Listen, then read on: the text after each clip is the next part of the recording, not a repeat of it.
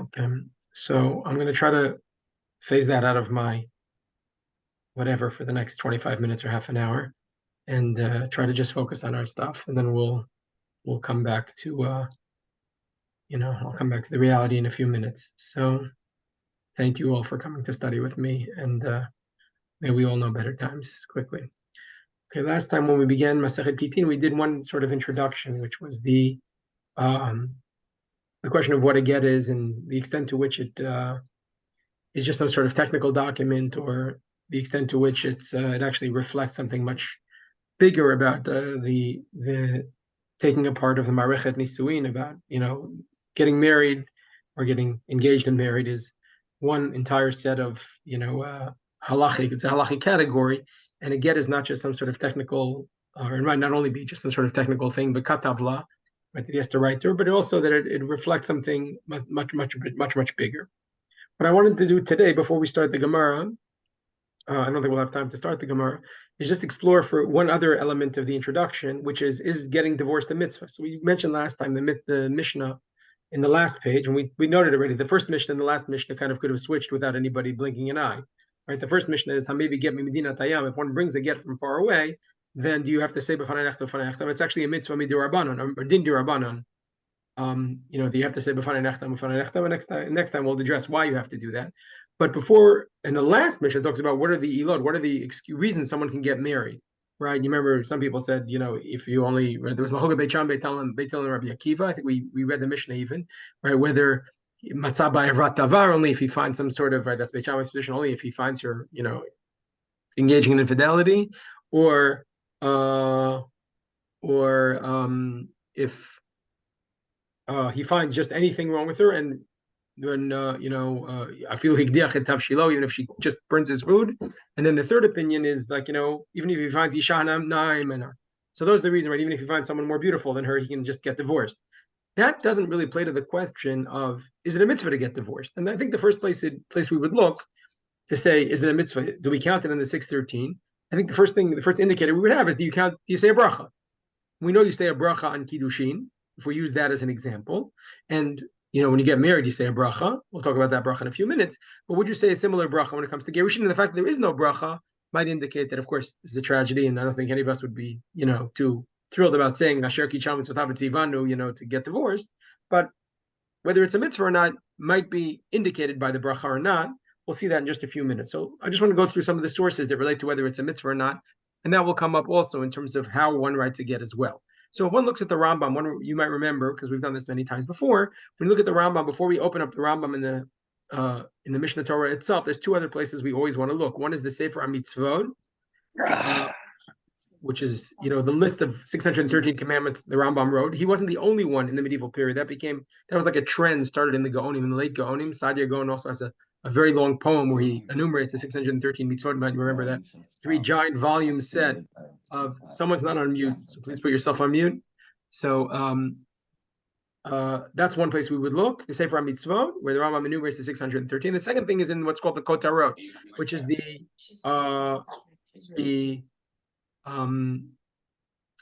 introduction lines in the Mishnah Torah. So if you were all sitting here, I would take out the books and show you.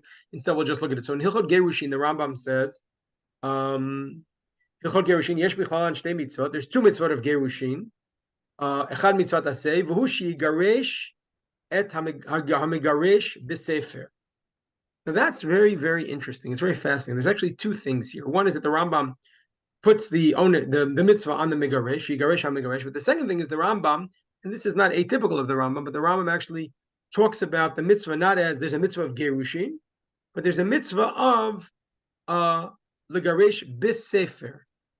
Take a look at the Rambam in Hilchot Kiddushin. That's the left column, right? Hilchot Ishut. That's where the Rambam, right? Laws of interpersonal relationship. And the Rambam lists yesh l'chan arba mitzvot. There's 4 mitzvot of getting married.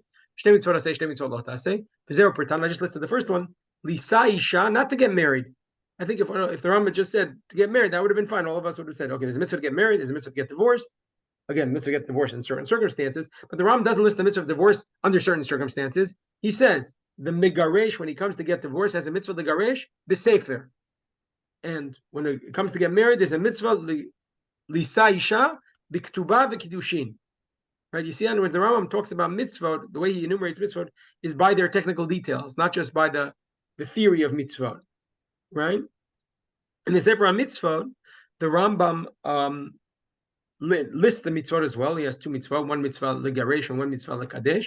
He's not the only one. We'll talk about that in just a moment. But the Rambam in mitzvot Reish Yud Gimel, which is 213, Hushit says the Rambam leave all bekidushinu latet davar biyarisha o b'shtar o b'biyah.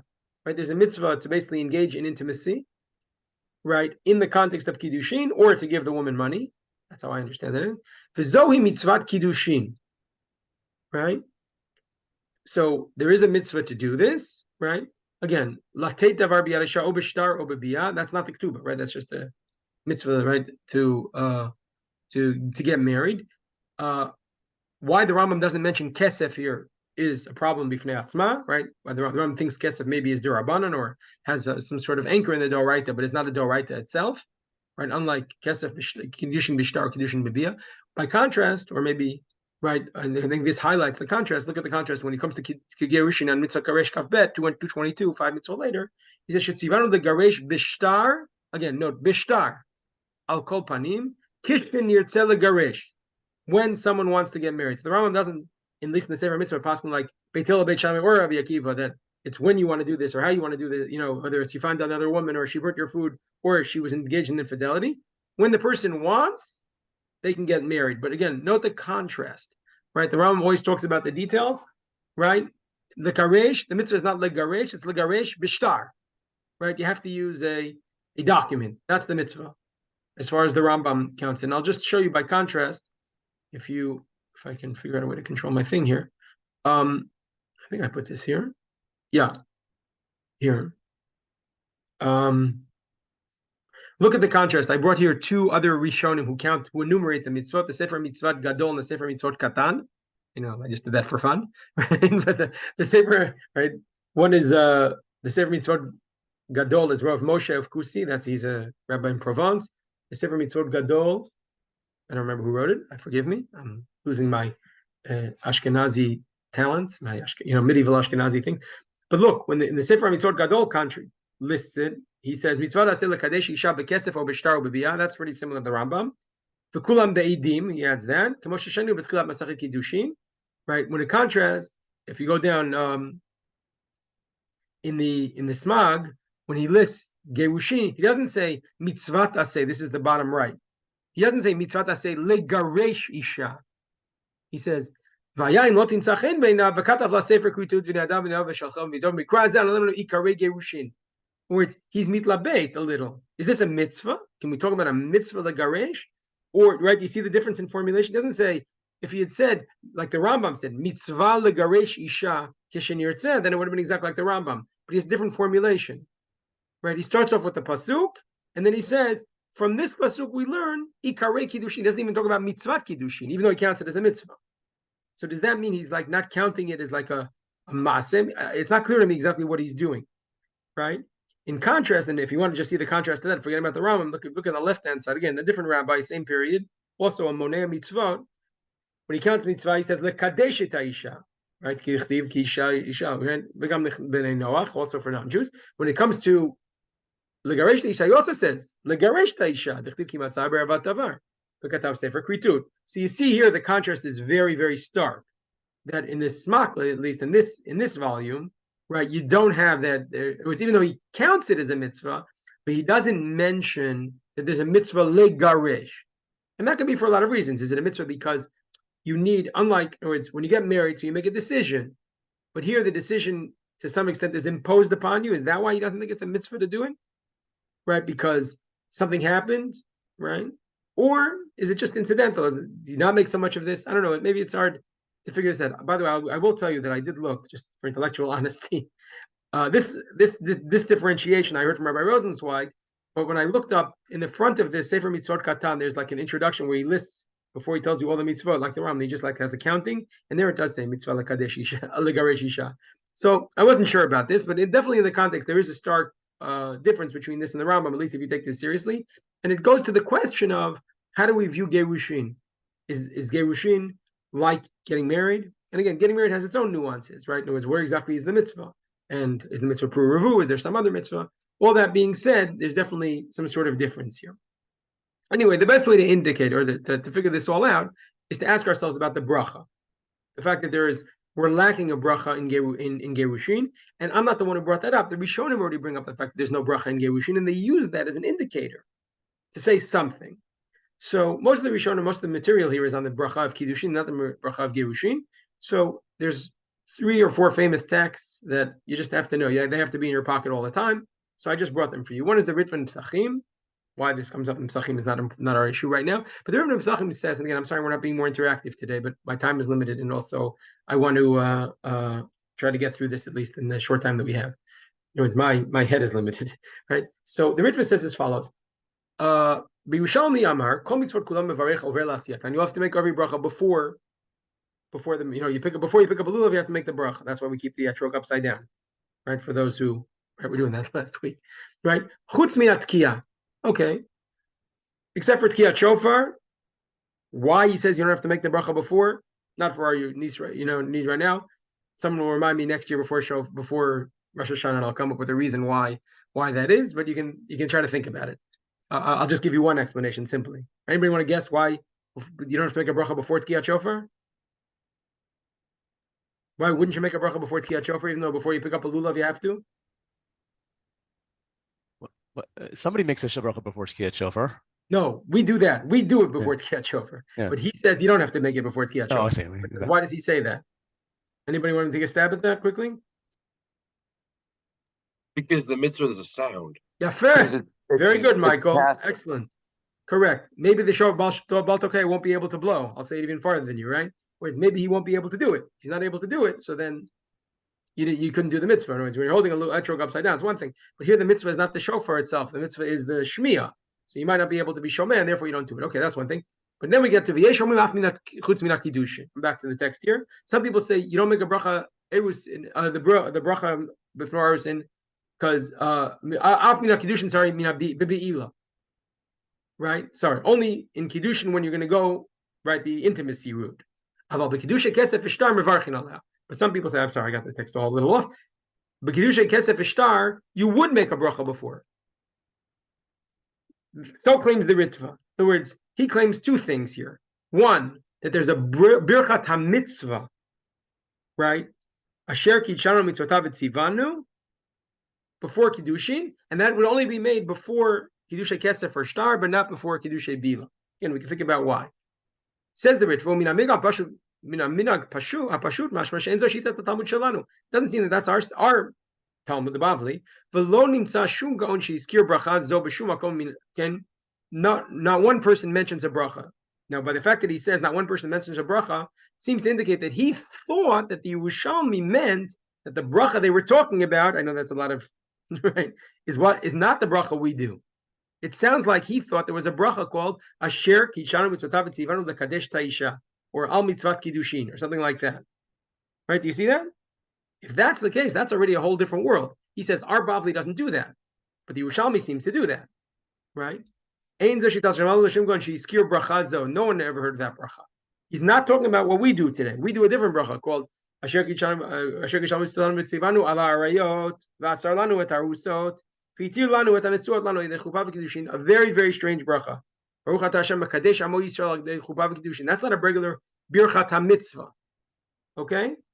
So he says, we never heard of such a thing. So he says, in the Tosafos had a French tradition, for all those who come from there, that there was such a bracha.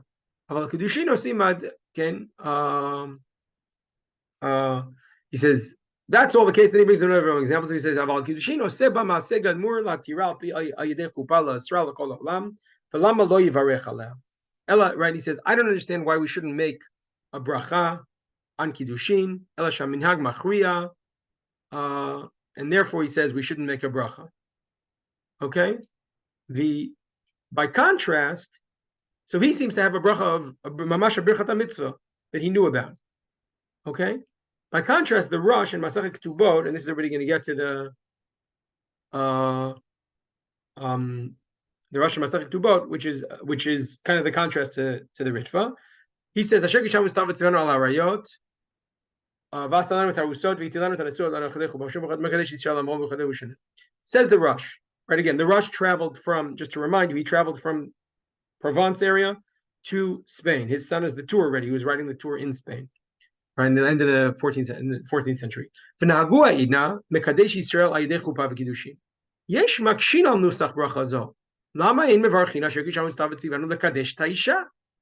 Right, no, it's exactly the formulation that the Ritva rejected. The Rush comes along and says, why don't we make a bracha of Kiddushin? Find me one other bracha, says the Ritva, where we say, blessed are you, Lord our God, who has prohibited us from doing something. Right? Right? You don't see anybody sitting there, right? You walk past a delicious piece of Ever Minachai, you don't say, or even if you eat kosher meat, you don't say asar lanu et zeh. Vod, mani naskir yorayot kan. Vod, lama lanu naskir chupa bekan. Ayidei chupa v'kiddushin. Kesh rachim berchat ha'erusin. Bebeit ha'isurin. Ha'erusin v'lo chupa. Remember, chupa is a second stage. That's what we call nisuin, not erusin. So why are we mentioning chupa here? Says the Rush, very, very famous passage. That's why it was worth doing today. Nearly ki bracha zo eina bracha la'asiyat mitzvah. Says the Rush, this is not a birchat mitzvah what we do. With huge nafkaminas, the moment it's not a birchat mitzvah. The bracha of erusin is not a birchat mitzvah. Ki pir v'rivya hainu kiyum mitzvah. The real mitzvah is kiyum mitzvah. V'im lakach pilegesh v'kiyam pir v'rivya enu mechayev l'kadesh isha. Please don't tell this to your children, right? If you take a concubine and you have children, you don't have to ever get married. V'chein says keinai lonit o akara v'chein tzaris. Chama, if you marry someone who can't have children, he says, after all, even if you marry someone who can't have children, you're still making this bracha. Sorry, you make berchat chatanim, but you wouldn't make the berchat ha'erusin in that case. He says, and therefore he says there is no bracha on the mitzvah zo. So what is this bracha then? One sec. Even if you marry a woman to have children, since he can't do it before Kiddushin,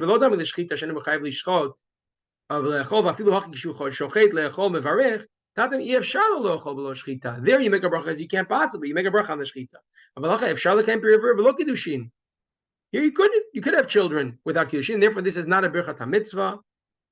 And what is it therefore? He says, okay, it's a birchat shevach. There's major nafkaminas whether it's a birchat hashevach. It's like, thanking God. Well, thanking God, right? That's already a whole different thing, right? Nafkaminas whether you think it's a birchat mitzvah, like the Ritva wanted to have in the Yerushalmi, or like the people who ask the question, why do right? What kind of bracha is this, right? No, it's he believes a birchat hashevach as opposed to a birchat mitzvah. If that's the case, so I'll just give you a couple of nafkaminas. When you have to say it, do you have to say it before, or can you say it after? Doesn't make a difference if it's a birchat hashevach. You say you can thank God whenever you want.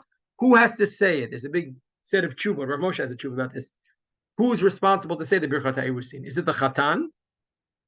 Does the chatan appoint the rabbi, the shaliach, to say the birchat ha'erusin?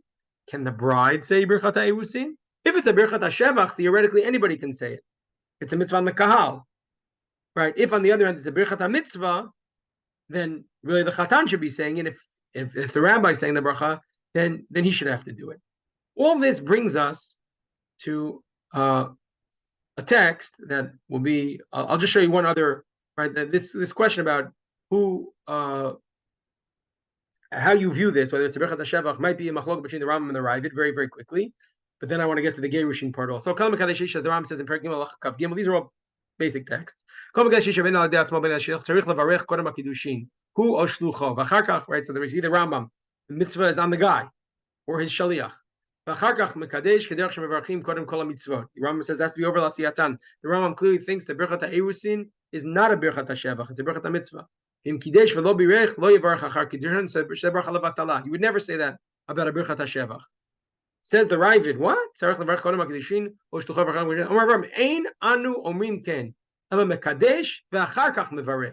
First say we do not do this.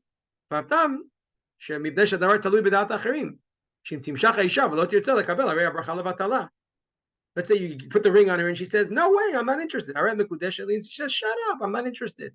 So then he made a bracha levatala. I like his technical reason. So he doesn't go down the main route, but the main thing you could say here is that it's a bracha shevach. So of course you could do it afterwards. And maybe it's even better to do it afterwards. You thank God after you did something, not before, right?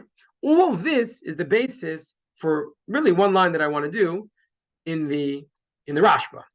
The Rashba has a famous tshuva. This is the last what we call the seminal text of the issue of the brachot and to what extent the brachot are an indicator of mitzvot.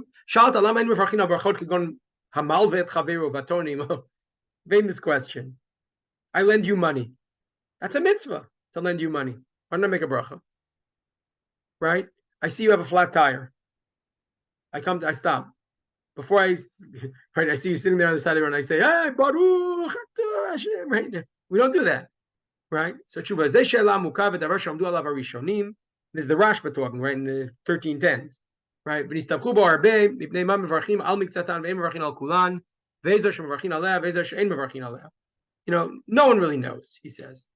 Ve'en ha'inyan talui b'tam echad. I like when Rishonim are honest. They say there's no one thesis that that covers this whole theory about when you do make brachot and when not. I can't give you a unified, right? What's it called? Right, we're waiting for Mike Rosen to write the unified theory of brachot that explains why we do things. Right, here's some of his rules. Right, if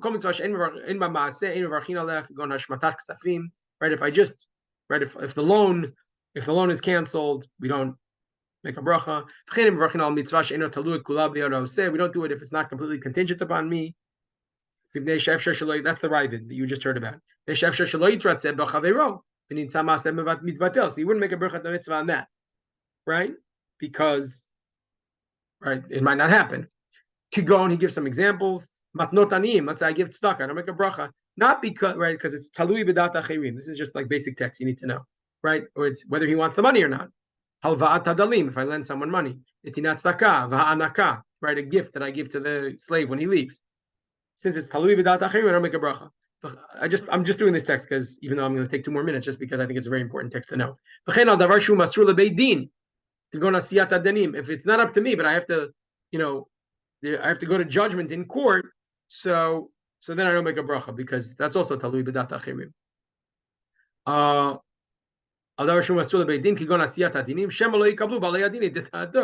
Right, I want to go to court, but let's say they decide not to open the case. I couldn't make it. When am I going to make a bracha on it? Before the judgment? Right, you wouldn't make a bracha if I'm returning a stolen object, or if I'm returning your interest payments. That I also would make a bracha. Right? What are you going to say? Thank you, God, for giving me the opportunity to return this object that I stole. Like that doesn't sound right, right? Or blessed are you, Lord our God, right?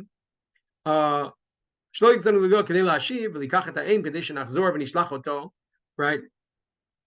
You can't make a bracha on shiluach haken, right? Where you take the mother just so you can send her away. That seems idiotic. Gift that we give to the Kohen, then Yisrael and Ton Mishalal Hashem Yitbarach Zachau Ton LaKohen Umishuchan Kavoa Kazachu. Now here he's taking a huge position on Truma Ma'asrot, right? Remember, right here he's talking about like the how do you say this? Rolachim and Keva, the stomach and the cheekbone of the animal that in a sacrifice you would give to the Kohen. So he says we don't make a bracha on giving those to the Kohen because those are really from the Mizbeach. But we and we make brachas on Ma'aser Sheni.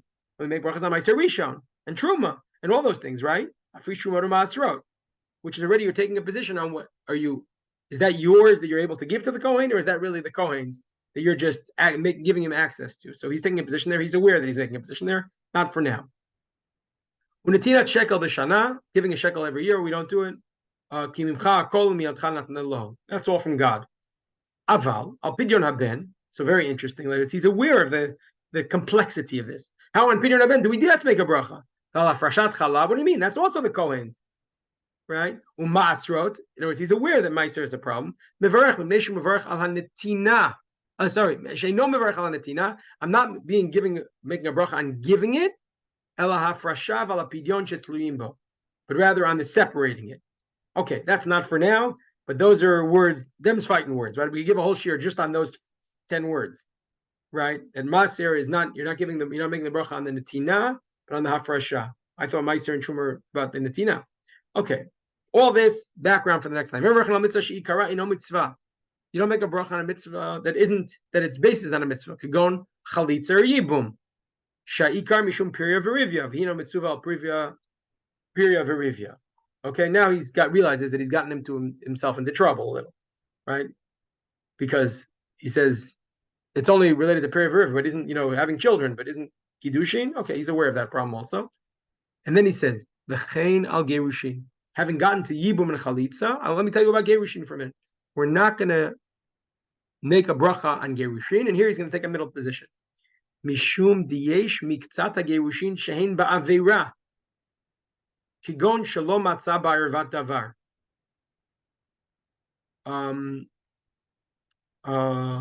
Sorry, so kigon shalom matzah ba'davar erva umegarsha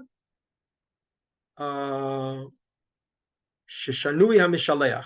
What does that mean? Sheshanui hamishaleach. I'm not sure what those two words mean, but what he basically said, what he's saying here is that sometimes it's not a mitzvah to be megarish, right?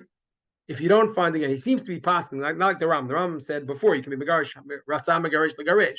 Here he comes along and says, if you lo matzah ba'ervat davar, that's Beit Shammai. You didn't find her engaged in infidelity, right? In which she hasn't completely undermined the ma'arechet. So then the gerushin is ba'avera. That sounds like a more Catholic. Well, Catholics, I guess, have an absolute ban on the whole thing. But here he seems to be, number one, passing like Beit Shammai. But more importantly, he's saying that's the reason, because sometimes it's a mitzvah and sometimes it's not a mitzvah, right? If it's not a mitzvah, then you can't make a bracha on it. It's fault versus non-fault divorce. Right. No, correct. That's the Mishnah in Gerushin. But now he's saying that's going to be the indicator of the bracha. In other words, once there can be sometimes fault and sometimes not fault, and he's aware. If